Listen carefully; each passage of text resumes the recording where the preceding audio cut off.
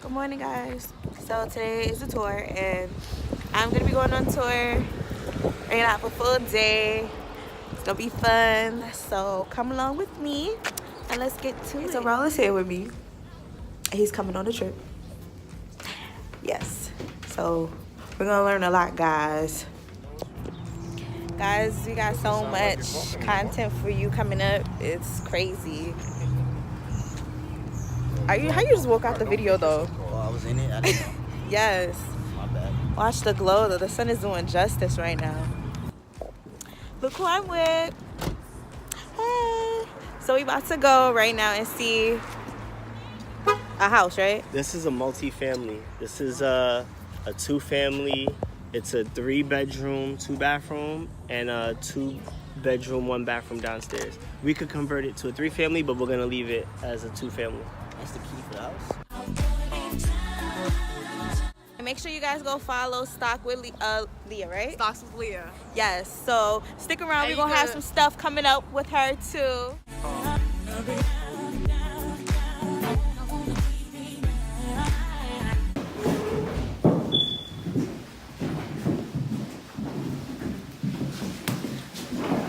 This front room could be considered a bedroom. Somebody was angry.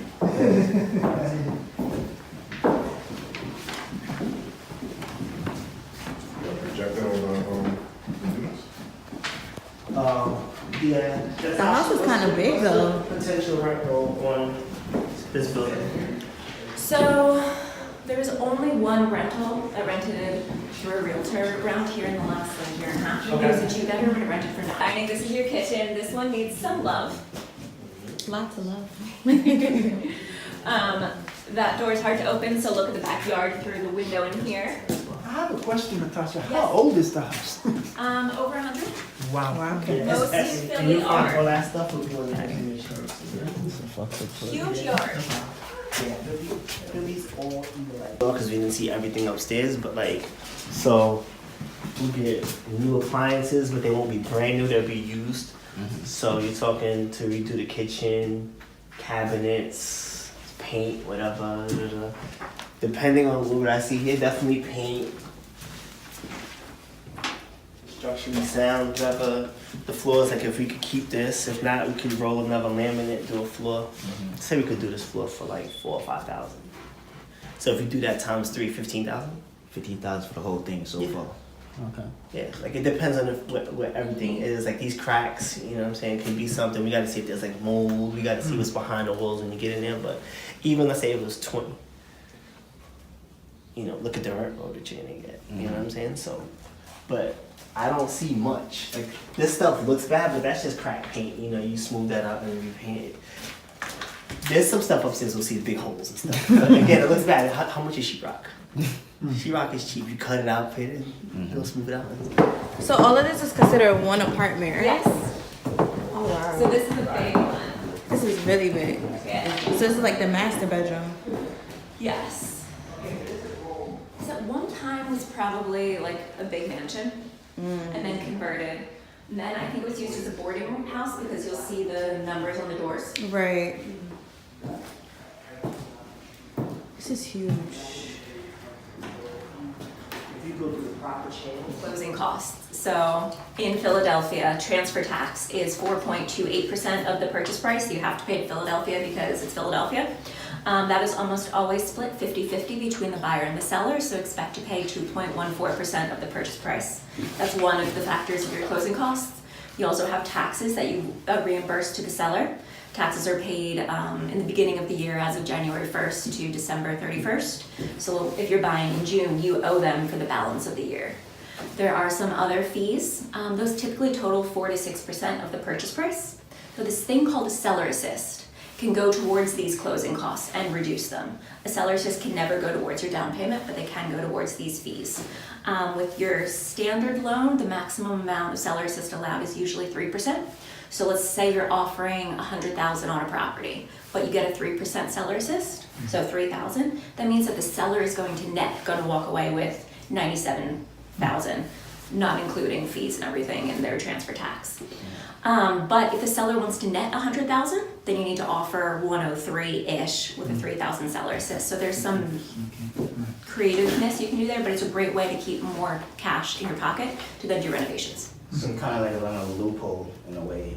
Yeah. Yeah, exactly. Yeah. The downside for some people is that you are then financing that $3,000, so then it increases your down payment a little bit and it increases your loan a little bit, but it's usually worth it. Yeah, especially if you're making the kind of numbers we talked about downstairs. Yeah.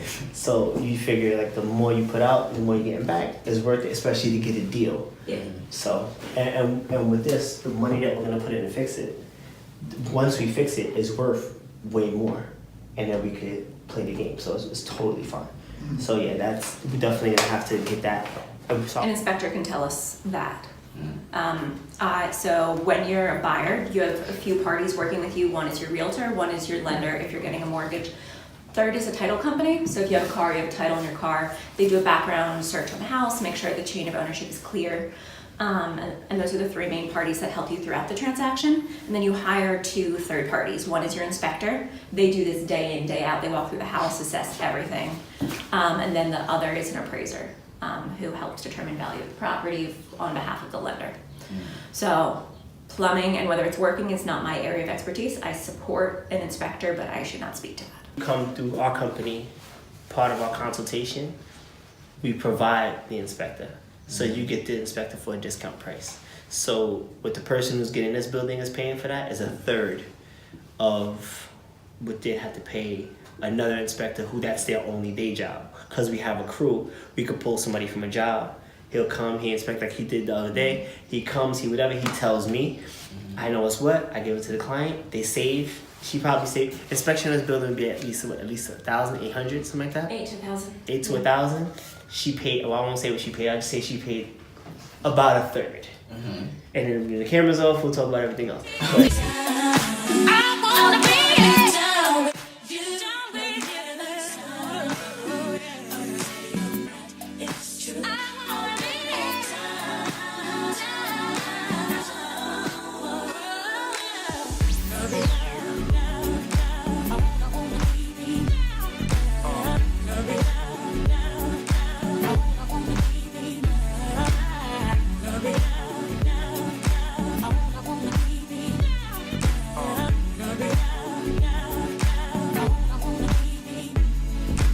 Oh my god, and you got a washer and dryer.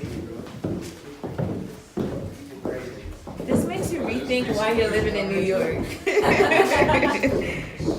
Things I'm looking for in a basement is a comfortable height. If people are going to store stuff down here, it's just nicer if the ceilings are higher. More than 50% of Philly basements aren't comfortable standing height because in decades past people didn't care. It just wasn't a good use of space. I'm not seeing any moisture, and I'm not seeing residue or like staining from moisture. That there's carpet down here, so we would smell it if there had been moisture, one would think. And then this probably is underground, but on one of these 2 sides there is a sewer line. So down the middle of the street you have your public sewer line, perpendicular off of that you have the line coming into each property. That in olden days was cast iron. In more recent years it's been converted to PVC. I definitely recommend getting that scoped. That is one inspection that we almost always do, because if it's cast iron rusts if water's not run through it for more than a few months. That can be a huge expense. You gotta tear up the sidewalk, that concrete, put it down again. It's just a nightmare. We did that on our first deal together. Oh. One of those things you learn as you go. So we make sure when we get inspections, we always add, it's an additional, that's something outside of whatever, but it's good to get the flat rate and you check that if you're gonna buy a building. It's worth at least $300-400. This one's scope $250, $300 is worth the $300 to find out whether or not you have something that's gonna rot, that is rotted, that's broken. So that's huge.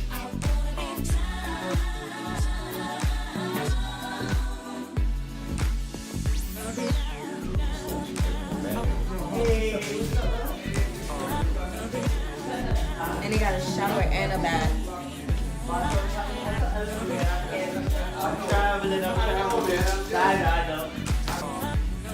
They call it like Scarfeet at lunch, man.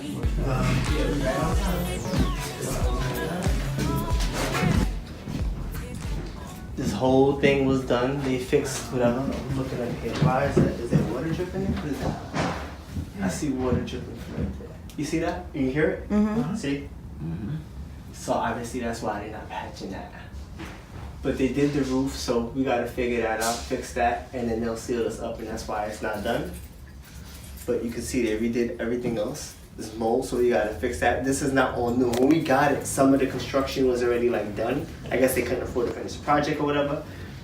But they're working in order, so we're gonna do this one, rent it, and then the bottom of it, like, you can see all this structurally is supported. This floor right here dipped about this much. This whole thing will come down like a U. So they fixed everything so that's level, and then they're gonna do, you seen all the boards downstairs?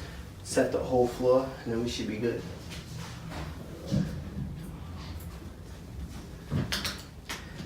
So.